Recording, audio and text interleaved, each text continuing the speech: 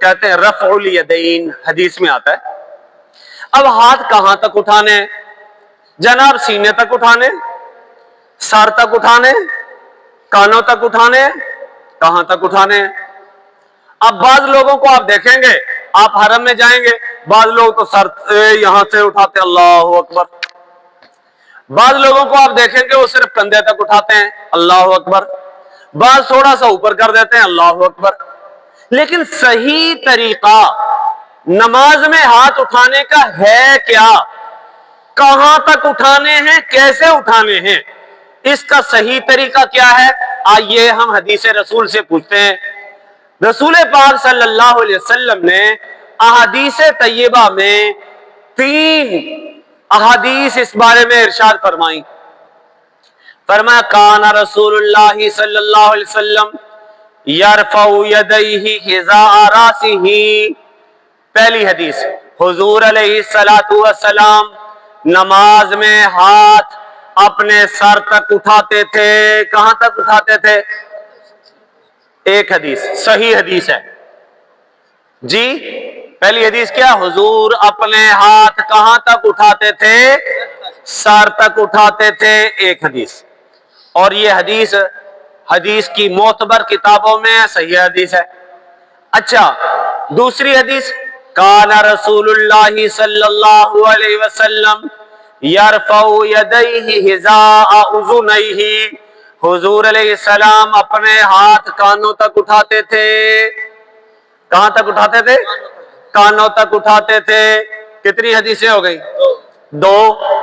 Number 3، کان رسول اللہ صلی اللہ علیہ وسلم یرفع یدیہ حذاء منکبیہ، حضور علیہ الصلوۃ والسلام اپنے ہاتھ اپنے کندھوں تک اٹھاتے تھے۔ کہاں تک اٹھاتے تھے؟ کندھوں تک اٹھاتے تھے۔ حدیثیں کتنی ہو گئی؟ 3، اور تینوں حدیثیں صحیح درجے کی، محدثین نے ان کو معتبر قرار دیا جی۔ اور ظاہر ہے سارے مانتے ہیں یہ ہاتھ کہاں تک اٹھانے ہیں، 3 حدیثیں، سارے مانتے ہیں تینوں حدیثیں صحیح۔ اچھا اب ذرا مزیداری کی بات دیکھو، اب اگر کوئی آدمی ہاتھ اٹھائے سر تک جی، اور اس نے ایک حدیث پر عمل کر لیا، لیکن بتاؤ کتنی حدیثوں کو چھوڑا اس نے؟ اگر کسی نے سر تک ہاتھ اٹھائے ہیں تو اس نے ایک حدیث پر، سر تک ہاتھ اٹھانے والی حدیث پر عمل کر لیا، 2 حدیثوں کو چھوڑ دیا، ایسا ہی ہے نا؟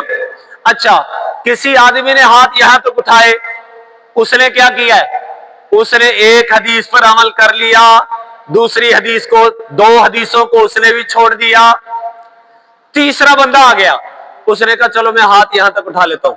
کہاں تک اٹھا لیتا ہوں؟ اب دیکھو ہاتھ اگر یوں کر لیے ہیں تو ہاتھ ظاہر ہے کانوں کے برابر تو ہو گئے نا، تو اب اس نے بھی کیا کیا ہے؟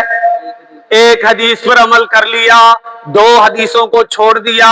یہ تینوں طریقے ایسے ہیں کہ یہ تینوں طریقوں میں 2 صحیح حدیثیں چھوڑی جا رہی ہیں، ایک حدیث پر عمل کیا جا رہا ہے۔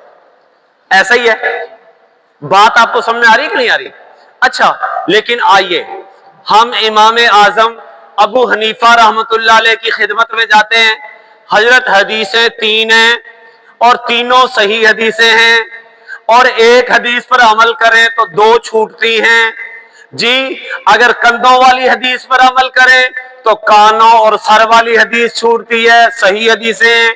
اگر سر والی حدیث پر عمل کریں تو کانوں اور یہاں تک کندھوں تک اٹھانے والی حدیث چھوٹتی ہے، اور اگر ہاتھ سیدھے کر کے جناب کانوں تک اٹھائیں پھر بھی 2 حدیثیں چھوٹتی ہیں۔ یہ تو مسئلہ بڑا مشکل ہے۔ امام اعظم ابو حنیفہ رحمت اللہ علیہ، سب کہہ دو رحمت اللہ علیہ، ذرا محبت سے کہو رحمت اللہ علیہ۔ اللہ اکبر۔ امام صاحب رحمت اللہ علیہ نے ایسے انداز میں حدیث سمجھائی ہمیں کہ یقین جانو کوئی ایک بھی حدیث نہیں چھوڑنی پڑے گی۔ امام صاحب رحمت اللہ علیہ نے فرمایا دیکھو ہمیں حکم ہے کہ اپنا رخ قبلے کی طرف کرو، تو ہتھیلیوں کا رخ بھی کدھر ہونا چاہیے؟ قبلے کی طرف ہونا چاہیے کہ نہیں ہونا چاہیے؟ تو اس لیے ہاتھوں کو نہ یوں کرنا ہے نہ ہاتھوں کو یوں کرنا ہے بلکہ ہاتھوں کو بالکل سیدھا قبلے کی طرف کرنا ہے. کیسے کرنا ہے؟ سیدھے ایسے قبلے کی طرف کرنا ہے جی. اور پھر ان کو اٹھانا کہاں تک ہے؟ آپ ان ہاتھوں کو اٹھاؤ، اٹھا کے لے کے جاؤ حتیٰ کہ ان انگوٹھوں کا سرا تم کانوں کی اس لو کے برابر پہنچاؤ. کہاں تک پہنچاؤ؟ کانوں کی اس لو کے برابر پہنچاؤ. تو حدیث میں کیا آیا تھا؟ حدیثیں 3 تھیں کہ حضور ہاتھ کندھوں تک اٹھاتے تھے، حضور کانوں تک اٹھاتے تھے، حضور سر تک اٹھاتے تھے. بات کس کی ہو رہی ہے؟ ہاتھ اٹھانے کی. اور ہاتھ کہاں سے کہاں تک ہے؟ یہاں سے لے کر یہاں تک پورے کا پورا ہاتھ ہے. یہ ہاتھ کا نچلا حصہ ہے، یہ ہاتھ کا درمیانہ حصہ ہے، یہ ہاتھ کا اوپر والا حصہ ہے. جب تم نے ہاتھ اس طریقے پر اٹھائے کہ انگوٹھوں کا سرا کان کی لو تک پہنچ گیا تو اب بتاؤ ہاتھ کا نچلا حصہ کہاں تک ہے؟ ہاتھ کا نچلا حصہ کہاں تک ہے؟ کندھے والی حدیث پر عمل ہو گیا کہ نہیں ہو گیا؟ ہاتھ کا درمیانہ حصہ کہاں تک ہے؟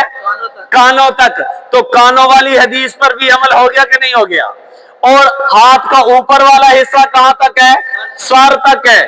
تو سر والی حدیث پر بھی عمل ہو گیا، تینوں حدیثوں پر عمل ہو گیا جی. تو دیکھو اس کو کہتے ہیں فقاہت. امام اعظم ابو حنیفہ رحمت اللہ علیہ یقین جانو حدیث کے، فقہ کے، قرآن کے اتنے بڑے ماہر تھے. لوگ سمجھتے ہیں حدیث لڑا رہی ہے، لیکن قربان جائیں امام اعظم تیری فقاہت پر.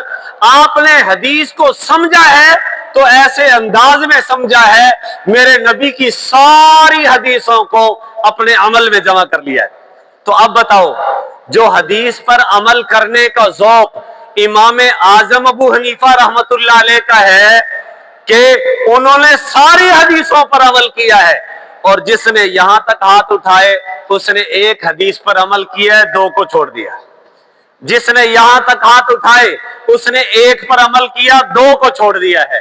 لیکن امام اعظم ابو حنیفہ رحمت اللہ علیہ نے ساری کی ساری حدیثوں پر عمل کیا کہ نہیں کیا؟